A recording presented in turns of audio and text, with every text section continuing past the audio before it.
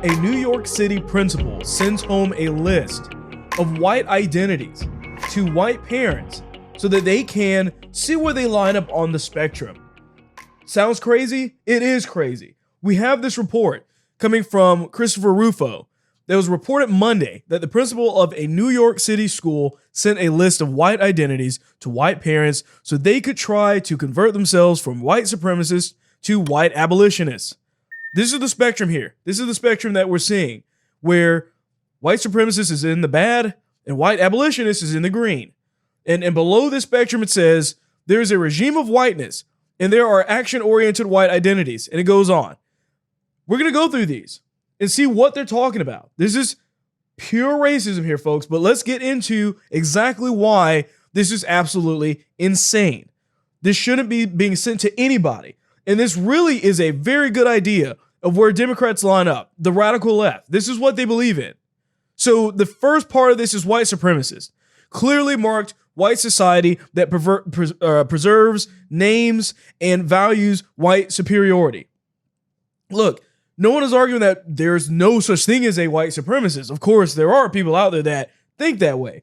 The problem is that they're so minute in the amount that it's irrelevant to be sending this to white people as if this is something that they don't know. Like, everybody condemns it, you know? Like, everyone condemns this. So to put this on some list as if it's important is ridiculous. The best thing you can do to combat white supremacism and all the rest of that stuff is to not talk about it. That's how you take power away from race, is to take it out of your conversation. Get rid of it. Don't talk about it. Just move on to bigger and better things. So it goes on and then it says white voyeurism. And it says wouldn't challenge a white supremacist, desires non-whiteness, but it's interesting, pleasurable, seeks to control the consumption and appropriation of non-whiteness, fascination with culture, consuming black culture without the burden of blackness. Now, I hate that last part there where it says without the burden of blackness. What burden of blackness? What in the world is this thing talking about? In other words, it's like, well, you know, I like being white, but I'm going to kind of dabble in listening to some rap music and things like that, which, I mean, I don't even listen to, but it's just kind of weird how they are framing all of this stuff. This is purely racism. And the reason why is all you have to do is just reverse these.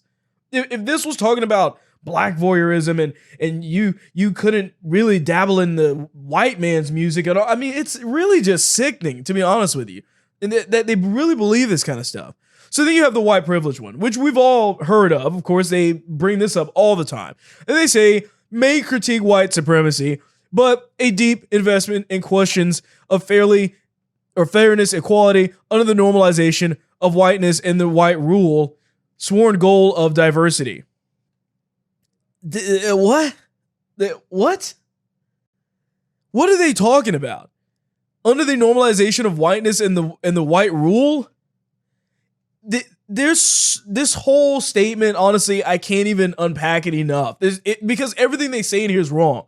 It all comes and stems from the underlying basic idea that this society is ruled by white people, that race is the most important thing ever, and then making arguments off of that assumption, which is already pure lunacy. But then they go into all of these other things about normalization but they may critique white supremacy and all this. It's just really weird. Really weird. And then number 4, white benefit. And it says sympathetic to a set of issues, but only privately. In other words, you have to go out publicly and say something about it or else you're benefiting. The worst thing ever, of course, right? Some people of color are in this category as well, is what it's saying. What? Okay. Just throw that out there. I don't understand that one. So number 5, white confessional. Some exposure of whiteness takes place, but as a way of being accountable to people of color after. Seek validation from people of color.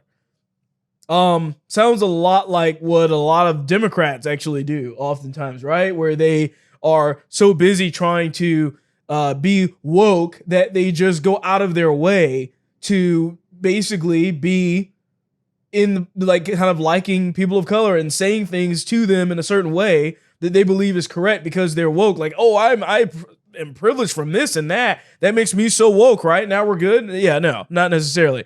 So then the other thing, it goes to number 6, white critical. And then it says, take on board critiques of whiteness and invest in exposing, marking the white regime. What is a white regime? What is this that they're talking about? Refuses to be complicit with the regime and whiteness speaking back to whiteness. What? How many times can you throw whiteness in one statement? This is ridiculous. This is absolutely ridiculous. White traitor actively refuses complicity, names what's going on. Intention is to subvert white authority and tell the truth at whatever cost. Need them to dismantle institutions. So what you're telling me is that it's a good thing to be a white traitor. Just even saying that already sounds stupid, because how are you a traitor to your own race? And then it says in the last one, the one that you're supposed to be, the perfect image of being not racist. White abolitionists, changing institutions, dismantling whiteness, and not allowing whiteness to reassert itself. Okay, so the most non-racist thing on their list, the thing that gets you up here in the green,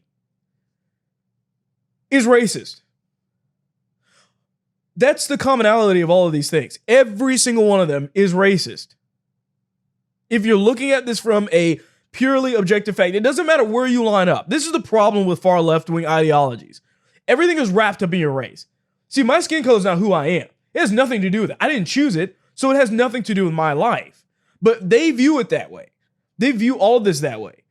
They want you to be aware of it. You have to know this thing that I don't understand why I would identify as anything in my life that I didn't even choose for myself. I choose to make a video. I can be known as a person talking about politics. I didn't choose my skin color. Why would I make that who I am? This is what they view as, this is central to how left-wing people view their ideology. And when you're in this green spot, when you're in the good graces of them, in their opinion, in the white abolitionist category, you're still a racist to them. You always will be. Because it's you, through the admitting of being a racist, that you are associating with this type of stuff. Dismantling whiteness, if your job is to dismantle whiteness, that's a racist behavior. So it doesn't matter where you're at on this spectrum, you're always going to be a racist. And that is what is so insane about this critical race theory. The fact that they're sending this to people, it's just sickening. It's awkward for me to read this. I don't care what color you throw in there. This is insanity and pure racism.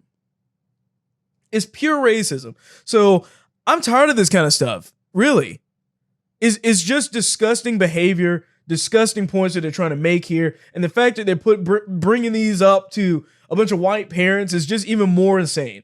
So tell me what you think in the comments. I think there's a lot of just insanity going on right now, especially in the school system. You're seeing them try to push this stuff down the throat to people, whether they want to hear it or not. So tell me what you think below. With that being said, thanks for watching this video, and I'll see you on the next one.